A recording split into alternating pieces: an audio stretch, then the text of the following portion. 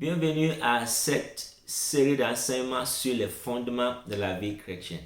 Aujourd'hui, nous allons regarder le fait que Jésus va avoir une rencontre personnelle avec chaque individu, chaque personne.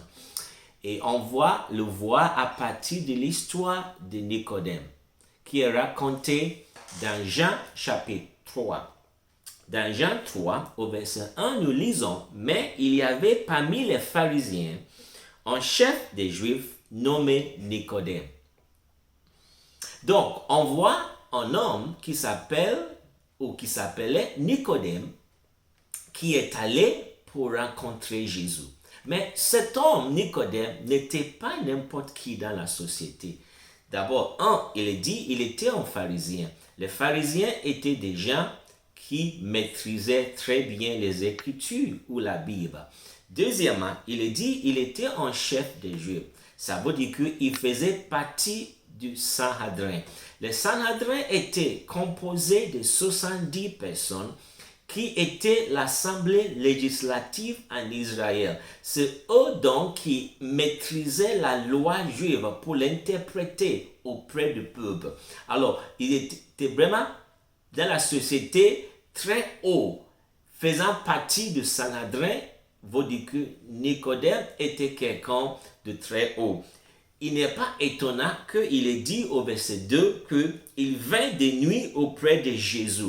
Donc, étant dans sa statue de Sanhédrin, aller voir Jésus la journée n'était pas facile parce que le Sanhédrin dans son bloc avait rejeté Jésus comme le Messie.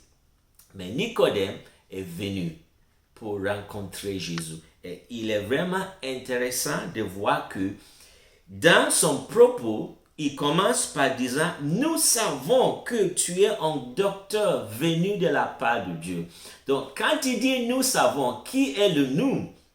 Bien sûr, il parlait de la part de Sanhédrin. Ce qu'il voulait dire est que nous savons.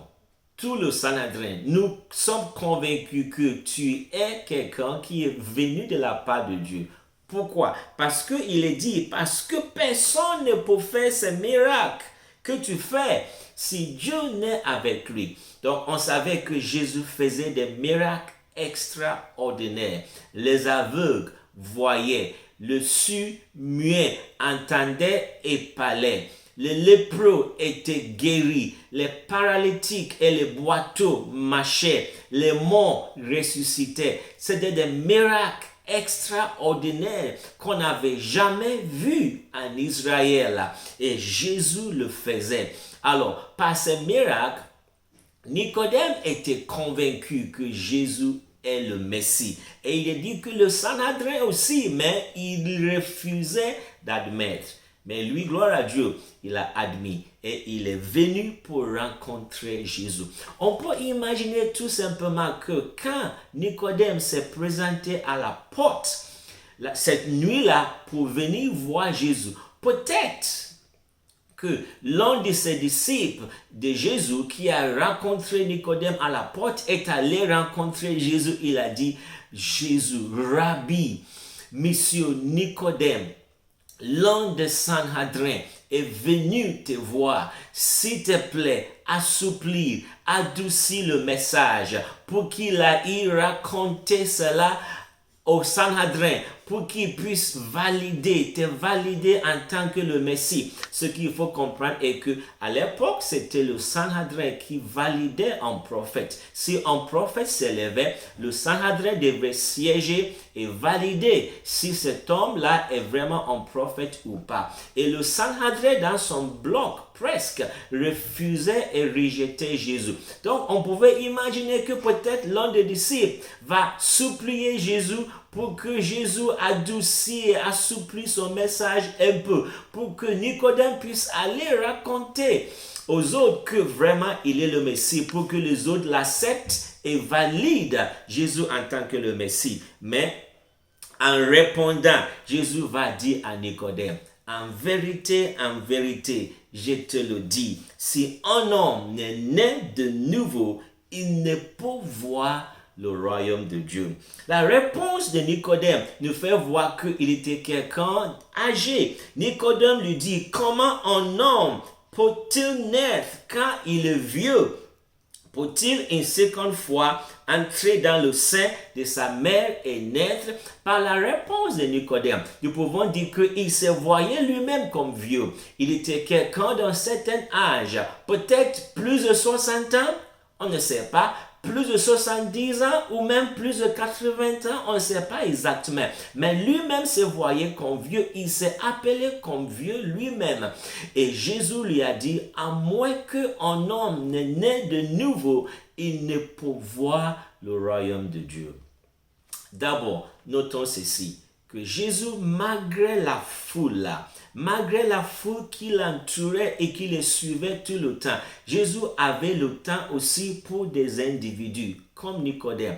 Il avait le temps pour rencontrer la femme samaritaine, pourtant qui était vue dans sa société comme quelqu'un de pécheresse ou quelqu'un qui n'était pas vraiment, qui était regardé par la société. Il avait le temps pour rencontrer Zachée, qui était aussi rejeté par la société. Il avait le temps de rencontrer Nicodème. Jésus a le temps pour chaque individu. En fait, Jésus veut rencontrer chaque personne en tant qu'individu. Jésus veut avoir une rencontre personnelle avec toi, avec chacun. Il veut avoir une rencontre personnelle. Soit quelqu'un qui a un statut comme Nicodème dans la société, très bien placé, très haut placé, ou quelqu'un qui a un statut comme la femme de Samaritain, quelqu'un qui est rejeté et méprisé par la société. N'importe quel statut d'un homme, d'une femme, Jésus veut avoir une rencontre personnelle avec cette personne. Et ce qu'il a dit à Nicodème est valide pour tout un chacun. Remarquons que dans tous les évangiles, les 4 évangiles, il n'y a que Nicodème à qui Jésus avait dit ceci, le fait qu'il faut qu'un homme naisse de nouveau pour pouvoir voir le royaume de Dieu. Mais ceci est valide pour qui que ce soit, malgré le statut dans la société. Jésus n'a pas du tout assoupli son message à Nicodème. Imagine un homme qui est très bien placé dans la société, qui vient voir un pasteur ou qui vient voir un homme de Dieu aujourd'hui. Est-ce qu'on va assouplir le message? Est-ce qu'on va adoucir le message de l'évangile? Non, Jésus ne l'a pas fait pour Nicodème. Il lui a dit qu'il faut qu'il naisse de nouveau. Et quand nous lisons toutes ces rencontres avec Jésus, nous voyons qu'est-ce que c'est d'être né de nouveau. Qu'est-ce que c'est qu'un homme naisse de nouveau? À la fin de la rencontre de Nicodème avec Jésus, Jésus lui a dit, et comme Moïse éleva le serpent dans le désert, il faut de même que le Fils de l'homme soit élevé, afin que quiconque croit en lui ait la vie éternelle. Pour comprendre cette histoire, il faut remonter dans l'histoire du peuple d'Israël. Quand ils étaient en train de traverser le désert à partir de l'Égypte pour aller à la terre promise. Une fois, ils se sont rebellés, ils ont murmuré contre Dieu. Et Dieu a envoyé dans le camp d'Israël des serpents qui mordaient les gens. Et quand les gens étaient mordus, ils mouraient. Alors, ils ont supplié à Moïse de prier Dieu pour que Dieu les épargne de cela. Et quand Moïse est allé prier Dieu, Dieu lui a dit ceci. Il lui a dit d'élever un serpent de bronze et de placer cela sur une colline. Et que quiconque est mordu par le serpent, tout ce qu'il doit faire était d'élever les yeux sur ce serpent de bronze et il va être guéri. Et c'est ce qui s'est passé. Ceux qui ont été mordus par le serpent, quand ils levaient leurs yeux sur la colline, là où le serpent de bronze était élevé, ils retrouvaient la santé. Ils étaient guéris. Et Jésus a dit à Nicodème que la même chose, que il faut que, de même que le Fils de l'homme, lui, Jésus, soit élevé, afin que quiconque croit en lui ait la vie éternelle. Et on sait que le Fils de l'homme, Jésus, était élevé aussi sur une colline, à Golgotha ou au Calvaire, sur cette colline où Jésus a été crucifié, a été élevé. Si un homme reconnaît avoir été mordu par le serpent aujourd'hui, si un homme reconnaît qu'il est un pécheur, qu'il a péché dans sa vie, tout ce qu'il doit faire, c'est d'élever ses yeux sur Jésus crucifié à la croix, crucifié à Golgotha, crucifié au calvaire. Et cet homme va aussi être guéri. Il va recevoir au terme de la Bible dans Ézéchiel 36, 26, il va recevoir un cœur nouveau, un esprit nouveau. C'est en cela, c'est être né de nouveau. Sans cela, ce que c'est un homme qui naît de nouveau.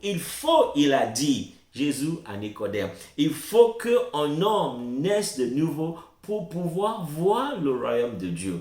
La naissance, la nouvelle naissance, c'est recevoir un cœur nouveau, recevoir un esprit nouveau. Et ceci, ça se passe quand un homme, personnellement, vient au pied de la croix et reconnaît que oui, il est pécheur, se repent et met sa foi, croit en Jésus-Christ. Quand un homme fait cela, il est né de nouveau. Il reçoit un nouveau cœur, un nouveau esprit. Jésus veut que chaque personne, chaque individu ait cette rencontre personnelle. C'est ça qui nous permet de pouvoir voir et entrer en jour dans le royaume des cieux. Que le Seigneur vous bénisse au nom de Jésus-Christ. Amen.